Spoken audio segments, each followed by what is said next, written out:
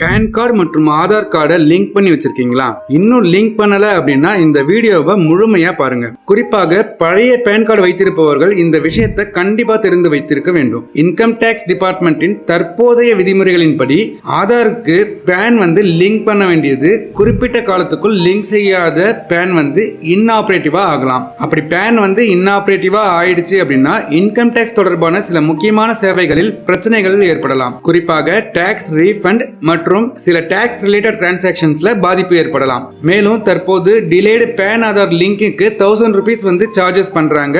அந்த சார்ஜஸ் எக்ஸஸாவும் அவங்க பண்றதுக்கான வாய்ப்புகள் இருக்கு. அந்த ஃபீஸ் செலுத்தி ஆதார் நம்பரை பேனுக்கு இன்டிமேட் செஞ்ச பிறகுதான் பேன் ஆபரேட்டிவ் ஆகும். யாருக்கு இது முக்கியம் அப்படின்னு பார்த்தோம் அப்படின்னா, இப்போது புதுசா பேன் கார்டு அப்ளை பண்றவங்க எல்லாருமே மேக்ஸிமம் ஆதார் கார்டை பேஸ் பண்ணி தான் பேன் அப்ளிகேஷன் ப்ராசஸ் பண்றாங்க. பேன் ஆதார் லிங்கிங் அப்படின்றது ஏற்கனவே இதுல செஞ்சிடறாங்க.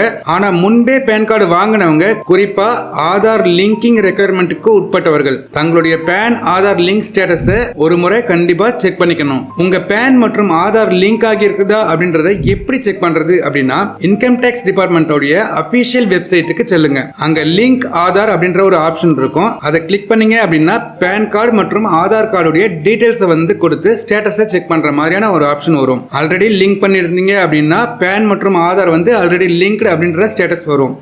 இன்கேஸ் நீங்க லிங்க் பண்ணாம இருந்தீங்க அப்படின்னா அங்கேயே லிங்கிங் ப்ராசஸ் தொடர முடியும். முக்கியமான விஷயம் என்ன அப்படின்னா, பேன் மற்றும் ஆதார்ல உங்களுடைய பெயர் மிஸ்மேட்ச் ஆகக்கூடாது. உதாரணமா பேன் கார்டில் ஒரு ஸ்பெல்லிங்கும் ஆதார் கார்டில் வேற ஸ்பெல்லிங்கும் இருந்தால் லிங்கிங் ப்ராசஸில் எரர் வரலாம். அதனால முதல்ல பேன் கார்டு மற்றும் ஆதார் கார்டு ரெண்டுதுலையும் உங்களுடைய பேர் சரியா இருக்கா அப்படின்றத செக் பண்ணிக்கோங்க.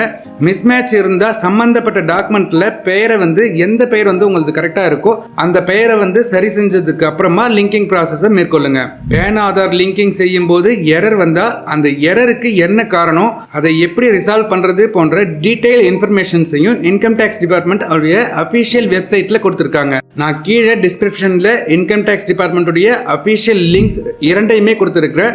அதில் ஒன்று பேன் கார்டு ஆதார் கார்டுடைய லிங்க் ஸ்டேட்டஸை செக் பண்றதுக்காகவும், மற்றொன்று லிங்கிங் தொடர்பான கம்ப்ளீட் கைடன்ஸ், அதாவது இதில் ஏதாவது எரர் வந்தது அப்படின்னா அந்த எரரை எப்படி நம்ம ரெசல்யூஷன் பண்ணணும் அப்படின்றதுக்காகவும் அந்த லிங்க்ஸை பயன்படுத்தி நீங்களே அபிஷியல் வெப்சைட்ல செக் பண்ணிக்கலாம். மேலும் ஒரு முக்கியமான கிளாரிஃபிகேஷன் என்ன அப்படின்னா, பேன் ஆதார் லிங்க் இல்லாததால எல்லாராலையும் பேங்க் அக்கௌண்ட் ஓபன் பண்ணவே முடியாது அப்படின்னு சொல்ல முடியாது. RBI உடைய KYC விதிமுறைகளின்படி அக்கௌண்ட் ஓப்பனிங்க்கு பேன் அல்லது அப்ளிகபிள் கேசஸ்ல ஃபார்ம் 16 மற்றும் தேவையான KYC டாக்குமெண்ட்ஸ் பயன்படுத்துறாங்க. எனவே பேன் ஆதார் லிங்கிங் மற்றும் பேங்க் KYC ரெக்குயர்மெண்ட்ஸ் ரெண்டையும் ஒன்றா கன்ஃபியூஸ் பண்ணிக்க கூடாது. ஆனால் இன்கம் டேக்ஸ் தொடர்பான பிரச்சனைகளை தவிர்க்க உங்களுக்கு பேன் ஆதார் லிங்கிங் அப்ளிகபிள் ஆகுறதா அப்படின்றத செக் பண்ணவும், அப்ளிகபிள் அப்படின்னா நீங்கள் அந்த கம்ப்ளீட் பண்ணி வச்சுட்டு இருக்கிறது அப்படின்றதும் ரொம்ப ரொம்ப இம்பார்ட்டண்ட்டான ஒரு விஷயம். அதனால் உங்கள் பேன் கார்டு மற்றும் ஆதார் கார்டு இன்னும் லிங்க் ஆகலை அப்படின்னா இன்றைக்கே அஃபிஷியல் இன்கம் டேக்ஸ் வெப்சைட்டில் ஸ்டேட்டஸ் செக் பண்ணுங்கள். இந்த வீடியோ உங்களுக்கு பயனுள்ளதாக இருந்தால் உங்கள் நண்பர்கள் மற்றும் உறவினர்களுக்கும் இந்த வீடியோவை ஷேர் பண்ணுங்கள். இதே மாதிரி பேங்கிங் மற்றும் ஃபினான்ஷியல் அப்டேட்ஸை தொடர்ந்து பெறுவதற்கு நம்மளுடைய ஈஸி ஃபினான்ஷியல் எக்ஸ்பிரஸ் சேனலை சப்ஸ்கிரைப் பண்ணி அந்த பெல் ஐக்கானை ப்ரெஸ் பண்ணிக்கோங்க. நன்றி.